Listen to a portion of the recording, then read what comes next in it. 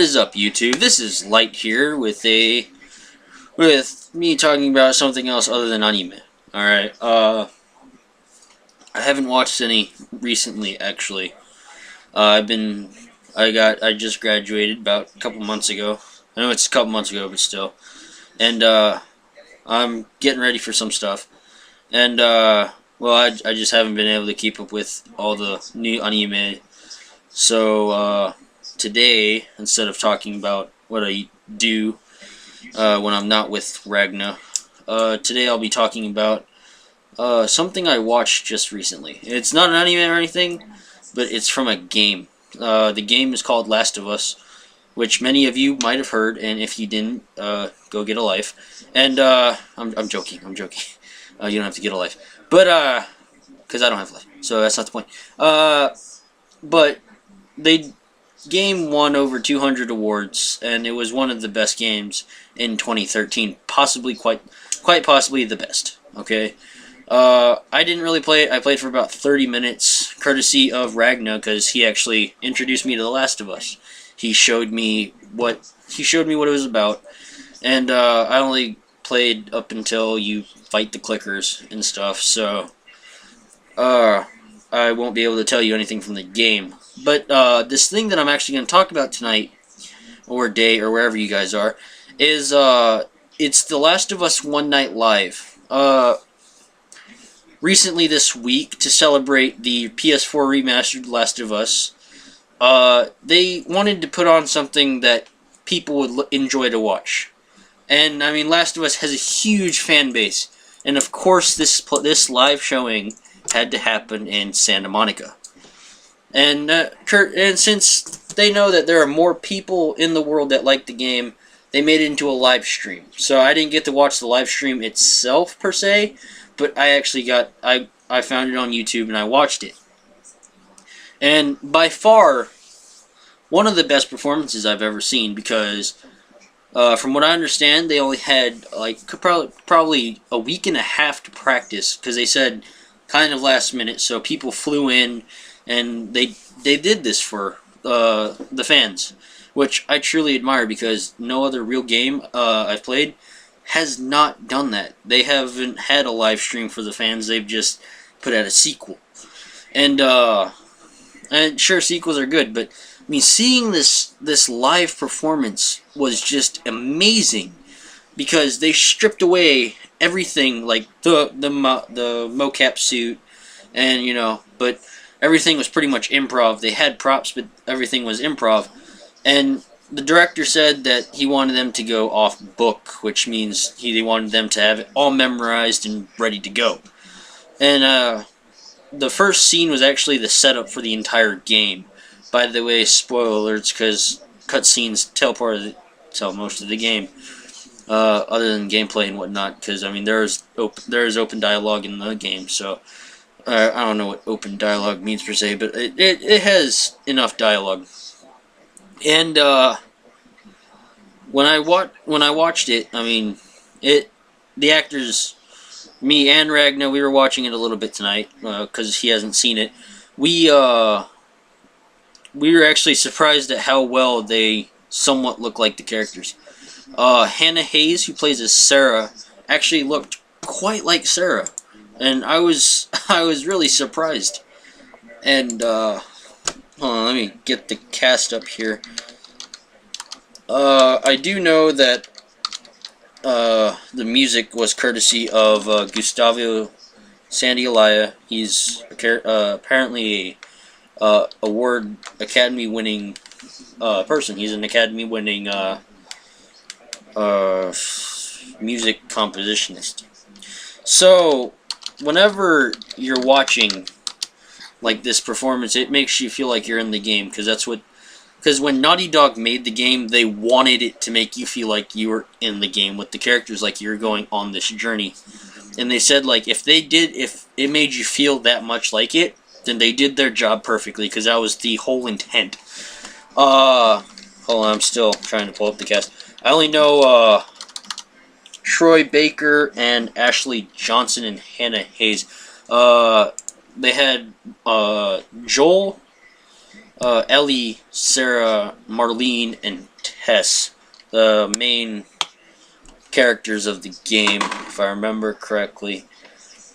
And alright, I'll go off memory then, because my computer is being weird. I don't know why, but and then it goes to another scene where they meet Ellie, and well, not meet Ellie. It's 20 years after the events because Sarah is killed in the beginning, which sets Joel's path on not getting strongly attached to people. Because, I mean, he cares about people, but he doesn't want to get strongly attached to them, because usually when he gets attached to someone or gets close to them, they usually die, I guess. As this thing goes on, the director is explaining the scenes to everyone. Like, if anyone hasn't played The Last of Us, he tried to make it in context best for him. And, as the thing goes on, as it goes on, it starts to show different sides of each character.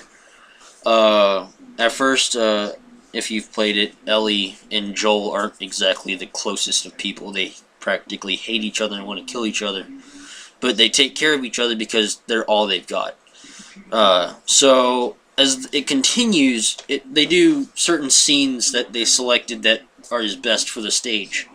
And they did a car scene with Ellie and Joel, just Ellie and Joel. They had just gotten back from Bill's and got the car. And she's reading a comic in the back, which in the game, I watched the cutscene. In the game, it's the same comic as they did in the live stream. Savages is what she reads, and then, she gets mad because it ends and she hates cliffhangers. And then she finds this nudie mag called Bearskin, which is kind of odd because it's a dude magazine. It's like Playgirl, I guess. And as you see more of it, Joel's like telling her, throw it away, it's not for kids and stuff. And she's like, hold on, I want to see what all the fuss is about. And, the scene continues and she gets all this stuff because it's laying around. And then she throws the magazine out. So that was the first scene that they actually captured on the, what's it called? For the game. That's the first scene that started the entire journey of The Last of Us. And then the other scene that they used to cast both the characters is, one was, what's it called? One character, it's same with Ellie, Joel. Ellie hears Joel talking about getting rid of her, and they're getting close and whatnot. And they get to this house. Well, Joel, she runs away. I know I'm going over and over, but it's kind of late, so I'm kind of tired too. And I just figured I'd tell you guys before the week ended. So, where was I? Crap, where was I? Oh yeah, Ellie had just heard Joel. She ran away, like, of him getting rid of her, and she ran away. And he found her horse in front of a house. And this was a scene where pretty much they both get honest with each other. Like, she's trying to figure out what they used to worry about and stuff, and he's just getting, like, he's anxious to leave, and how stupid it was that she left without really telling him. And she starts to go into some territory that is extremely sensitive for Joel. The death of his daughter. Ellie says, I'm not her. I'm not so-and-so. I'm not Sarah. I'm not like her. You don't have... It's like, I can take care of myself. And Joel just...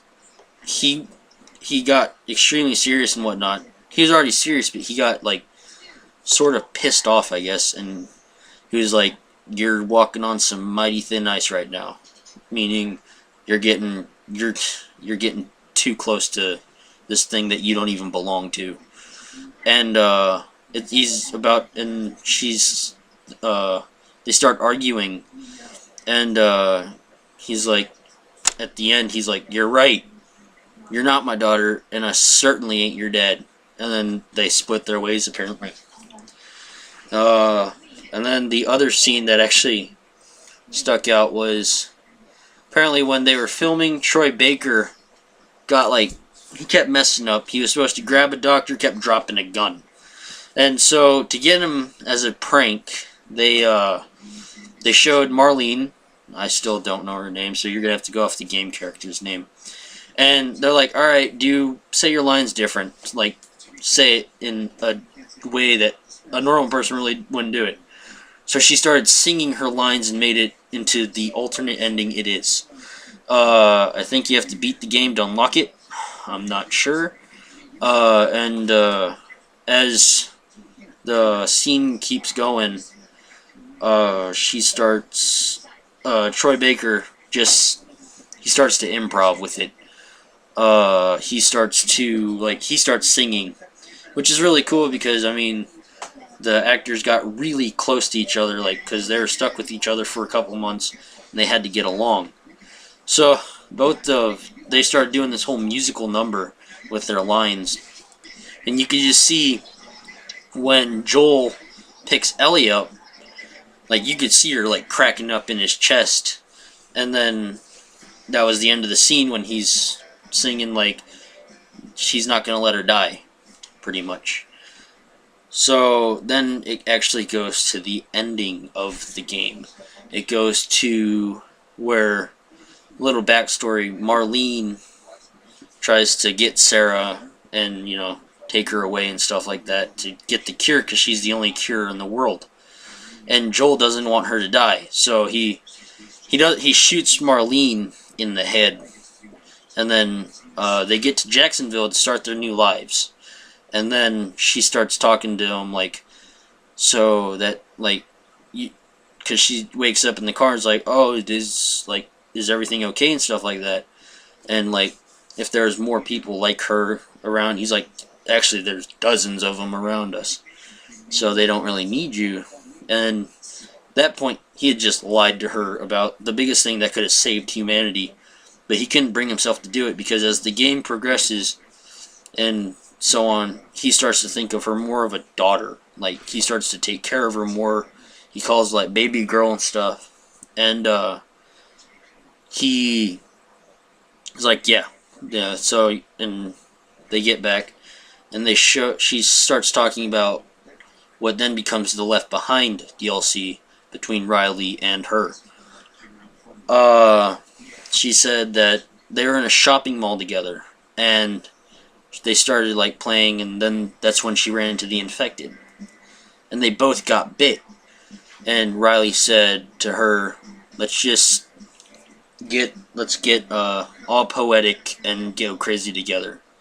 And she said, I'm still waiting for my turn, because that pretty much suggests that she had to kill Riley, her best friend.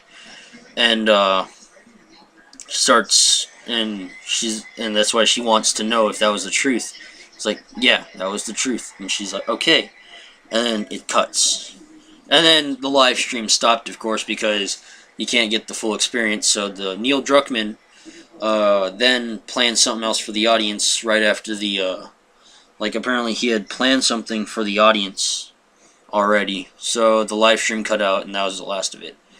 But just watching that made me want to play and beat the game even more. The fact that you can get that in-depth. I almost cried in the beginning when Sarah got shot.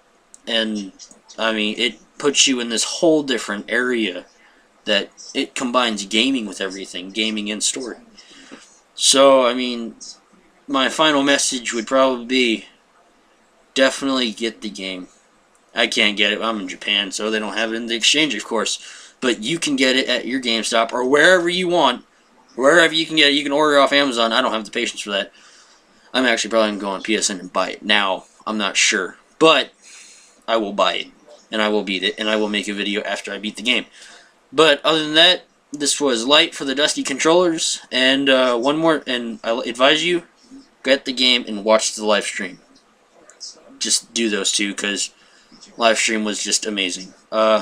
So, like, comment, rate, subscribe, do whatever you want. I'll see you guys later when I make the next video sometime. So I guess bye. Later.